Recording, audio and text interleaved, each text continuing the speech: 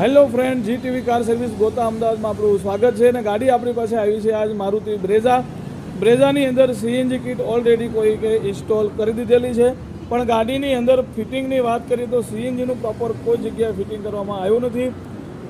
આપ જોઈ શકો છો કે રેડ્યુસર ખરાબ રીતે આગળ અહીંયા લગાડવામાં આવ્યું છે. ગાડી ક્યારે પણ અહીંયાથી ક્યારે ટક્કર થાય તો સૌથી પહેલાં રેડ્યુસર બ્લાસ્ટ થવાના ચાન્સ વધારે રહેતા હોય છે. સેકન્ડ નંબરની વાત કરીએ તો વાયરિંગ તમે જોઈ શકો છો કે વાયરિંગની અંદર એટલું ખરાબ રીતે વાયરિંગ લગાડવામાં આવ્યું છે. કોઈ બી મેકેનિક કામ કરતાં પહેલાં 2 વખત આમાં જરૂર વિચારશે, હેરાન થશે.